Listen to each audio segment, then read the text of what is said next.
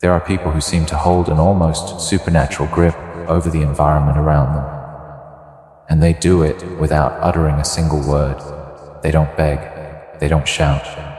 They simply withdraw, and something unexplainable shifts. The atmosphere changes, the energy rearranges. People around them grow uncomfortable, confused, curious. They start chasing what's no longer responding. Now imagine if you embrace that same power. Imagine choosing silence over reaction, retreat over rage. What would change in your world, you see? That's where the real transformation begins.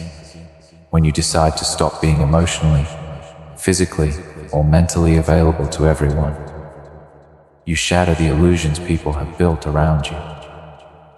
Those who believed they could predict your moves now find themselves stumbling in the dark, because for far too long they controlled you, not with force, but through your own responses. But the moment you pull back, the script rewrites itself. Carl Jung once said, "Everything that irritates us about others can lead us to a better understanding of ourselves." Let that sink in. When you choose to become inaccessible, notice who becomes agitated, who tries to provoke a response from you just to feel in control again. That reveals more about them than you. You've been manipulated, gently, silently, into giving pieces of yourself to people who were never really with you. You said yes to keep peace. You answered texts while exhausted. You explained yourself endlessly just to be understood by those who never cared to understand you in the first place. And what do you get in return? Emptiness, fatigue, a soul stretched thin. Why? Because you've made yourself available to people who don't deserve even your silence. This isn't about becoming heartless. It's about reclaiming yourself. It's about stepping into what Jung called individuation, the process of becoming whole and authentic. That journey begins when you realize silence is not weakness. Withdrawal, when it's conscious, is not escape, it's power. So I ask you now, how long will you let others control you by pushing your emotional buttons? How long will you let yourself be a puppet in someone else's game? Maybe it's time to cut the strings, to become unrateable, to become a mystery. Since childhood, we've been taught that our value lies in being available. Respond quickly, be agreeable, never say no. But that belief is a cage disguised as a virtue. It's not kindness, it's imprisonment. The truth is, when you're always available, you become predictable, and predictability makes you a tool. You become an emotional vending machine. Press a button, and you deliver comfort, validation, attention. Then you're shut away until you're needed again. The tragedy. You believe that being there for everyone means someone will be there for you. But that's not how it works.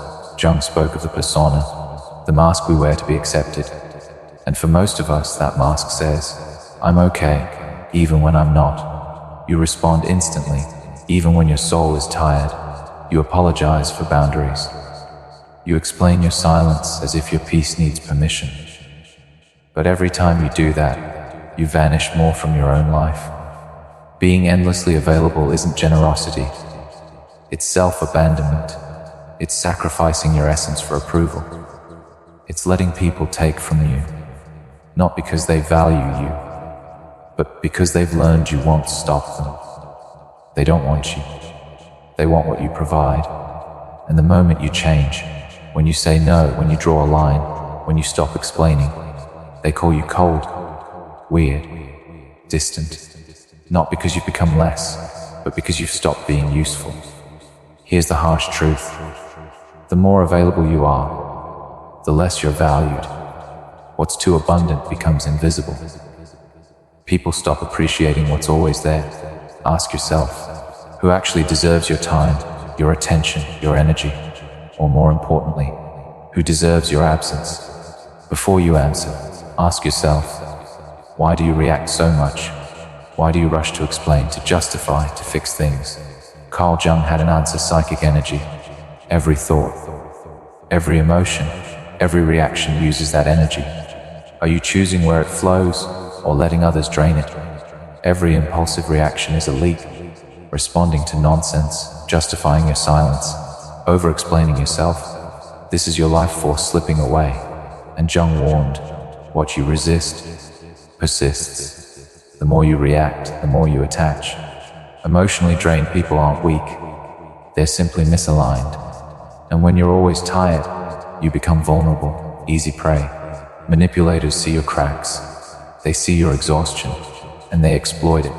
True strength lies in conserving that energy, saying no without guilt, observing instead of reacting, acting with intention, not emotion. Power lies in restraint. How many nights have you lost sleep over what someone said?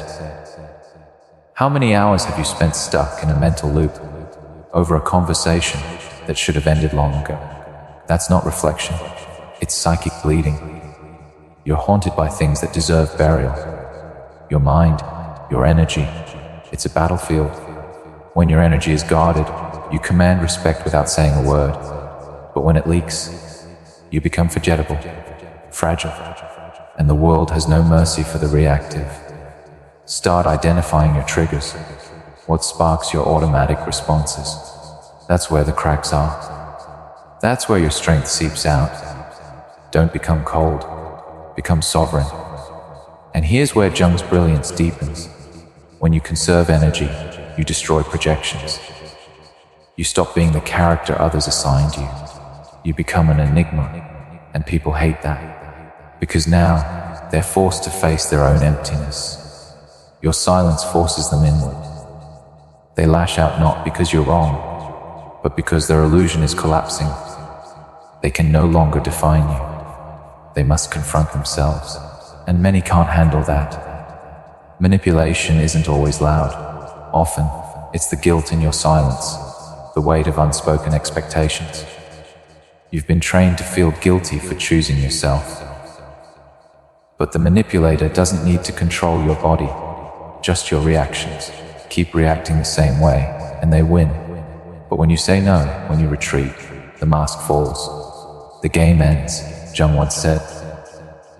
Why do not become enlightened by imagining figures of light, but by making the darkness conscious. Your silence pulls their shadow into view. They hate you for it, not because you harmed them, but because you stopped serving their ego. Now the question is, can you handle the silence that comes after withdrawal? Can you face being misunderstood? Because in that quiet, a new power rises. We live in a world that rewards noise, quick replies, loud arguments, pointless debates. But real mastery lies in silence, the kind of silence that isn't absence but amplified presence. Jung saw silence as sacred, not emptiness, but clarity. When you stop reacting, you start seeing. You detect patterns. You spot emotional traps. You break free from the same cycles of chaos. Silence unsettles people. They can't script your role anymore. They don't know how to manipulate what they can't predict. Your silence ruins their control, and that's the point. Silence is strength. It is the language of emotional mastery. It's choosing not to be dragged into someone else's emotional spiral. It's refusing to bleed for battles that aren't yours. Jung believed that individuation, the journey to your true self, requires stepping away from the crowd. In silence, you finally hear your own voice. But beware, silence will cost you. The people who only valued your availability will leave. You'll be called distant, arrogant, cold.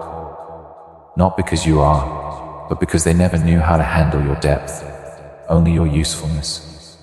The deeper you grow, the fewer words you use. You realize not everyone deserves access to your truth. Silence becomes your shield, your filter, your sanctuary. Your absence needs no explanation. Those who feel threatened by it were relying on your chaos to maintain their control. Your unavailability exposes their imbalance. And that's when you truly start to win. Because the strongest silence isn't the one that disturbs others. It's the one that rebuilds you.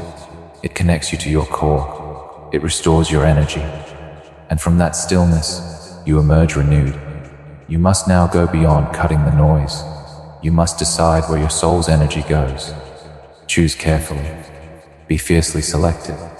Your peace depends on it. If all this resonates, then remember, awareness without action is just another illusion. You can know all this and still be stuck if you keep saying yes when you mean no. If you still respond when you feel drained. If you keep explaining when silence would do.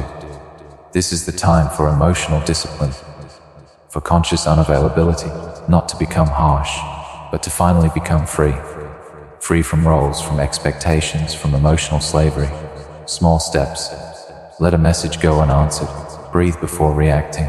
Log off without guilt. Say, not today. Say, I don't owe an explanation. Say, my peace matters more.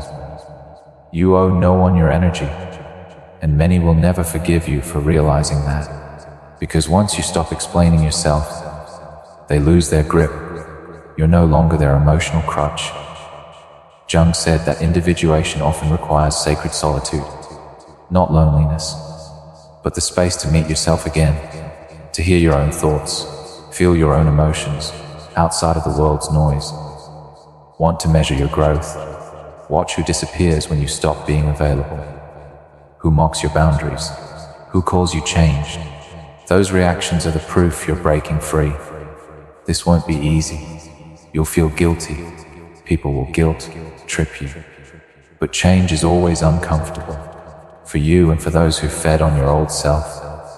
But conscious unavailability, that is the cornerstone of true power. Every no to the world is a yes to yourself. Every retreat from chaos is a vote for your peace. Every silence is a declaration, I belong to me now.